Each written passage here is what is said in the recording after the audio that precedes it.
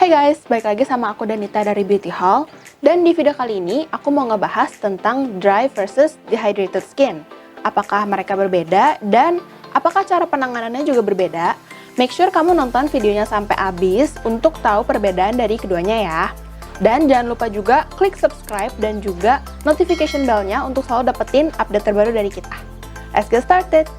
For those who are still confused, yes, dry and dehydrated skin are two different things.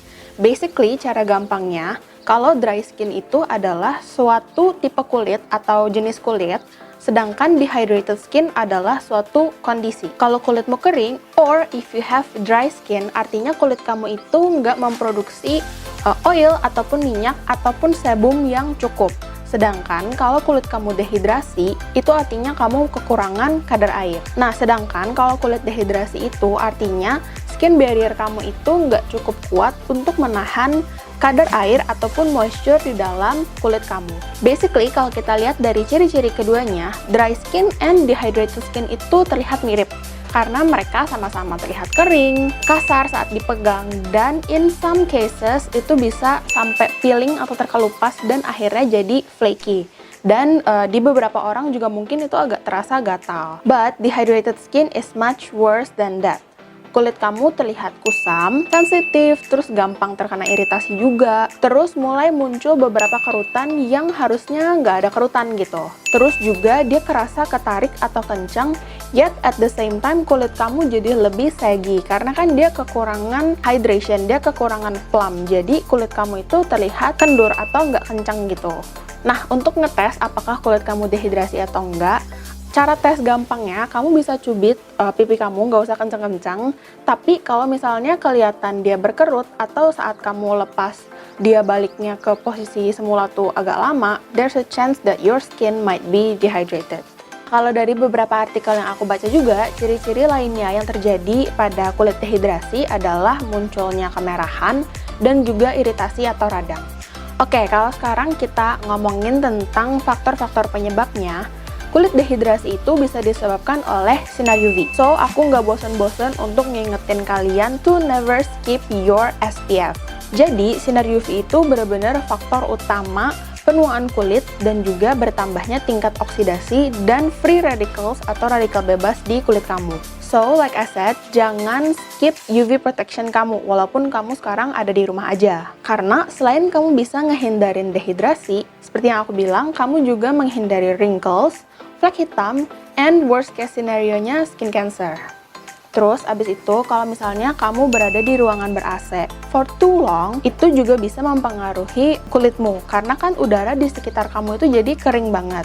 So, kalau aku saranin, kamu bisa pakai kayak humidifier gitu untuk menjaga kelembapan udara di sekitar kamu. So, kelembapan kulit kamu juga terjaga. Dan yang paling penting, kamu nggak boleh kekurangan minum air. Memang kita bisa repair dari luar dengan menggunakan skincare, tapi jangan lupa juga untuk repair dari dalam. So, asupan airnya juga harus banyak saat kulit kamu dehidrasi. Walaupun sekarang lagi bulan puasa gini mungkin agak susah ya. Tapi don't worry, nanti aku akan bikin video about tips on how to stay hydrated during Ramadan.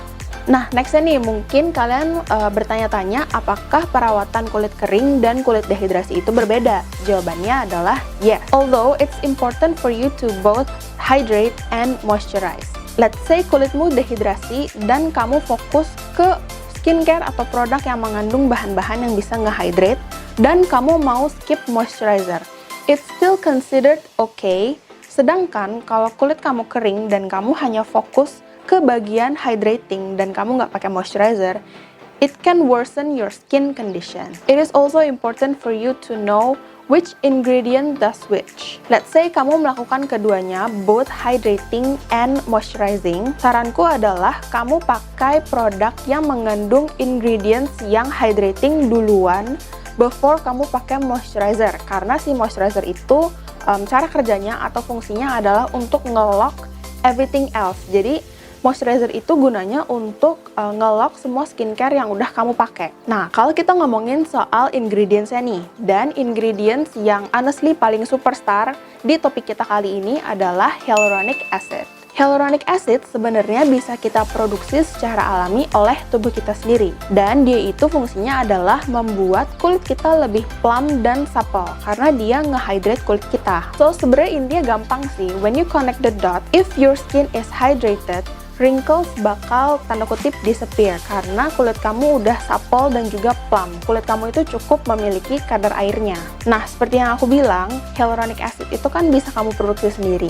Tapi seiring bertambahnya usia, produksinya itu akan menurun seperti kolagen. So skincare lah yang bisa ngebantu ngebalikinnya. That's why applying hyaluronic acid directly onto your skin itu bisa ngebantu ngilangin wrinkles dan juga bikin kulit kamu lebih kenyal. Walaupun tetap ya, nggak akan seinstan itu karena kamu kan tetap mesti perhatiin faktor-faktor penyebab wrinkles itu muncul seperti aging dan juga UV light. Nah, balik lagi ke hyaluronic acid, kenapa sih aku bilang dia ini adalah ingredients yang superstar banget? Basically, seperti yang tadi aku juga bilang, bahan atau ingredients untuk nge-moisture dan nge-hydrate itu kan berbeda.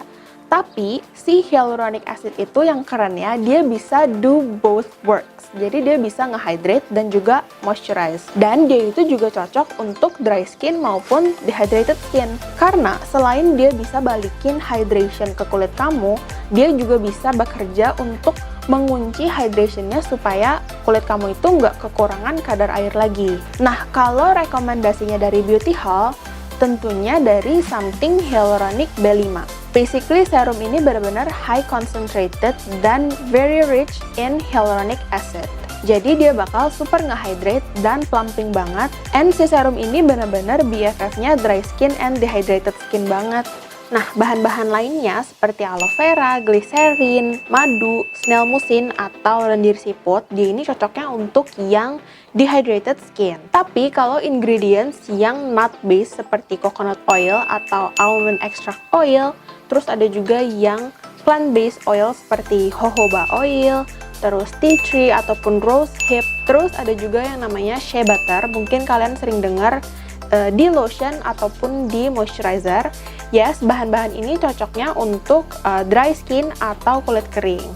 Sebenarnya, selain hyaluronic acid, bahan yang juga superstar itu adalah ceramide. Jadi, si ceramide ini dia itu cocok untuk dry and dehydrated skin. Karena cara kerjanya itu, dia memperkuat skin barrier, jadi kulit kamu itu nggak gampang kehilangan moisture dan juga kadar air. Nah, kalau rekomendasi produknya, ada nih dari Cleveru yang juga newcomer di Beauty Hall. Cleveru ini punya dua macam face oilnya yang ceramide. Ada ceramide Calm Facial Oil dan juga ceramide Glow Hydrate Face Oil. Walaupun namanya itu oil, kamu yang memiliki kulit berminyak nggak perlu takut karena seperti yang tadi aku bilang, kulit berminyak kan juga mungkin aja kena dehidrasi ya. Jadi face oil itu sebenarnya bagus juga kok untuk kamu. Terus rekomendasi lainnya ada dari Benton yang Fermentation Essence. Extra tips nih buat yang dehydrated skin. Selain minum banyak air, kamu juga bisa makan sayur dan buah-buahan yang kaya akan air. Seperti semangka, strawberry, seledri, dan juga timun. Nah, kalau extra tips buat yang dry skin, never skip your moisturizer, especially during the nights. Terus aku juga mau saranin untuk pakai kayak overnight sleeping mask gitu, karena dia bener-bener nge-moisture atau ngelembapin kulit kamu, dan dia akan mengunci moisture itu selama kamu tidur. Oke guys, segitu dulu video kita kali ini. Semoga videonya membantu, and look forward to tips on how to stay hydrated during Ramadan ya. Thank you guys for watching this video sampai habis, and see you guys next time. Bye!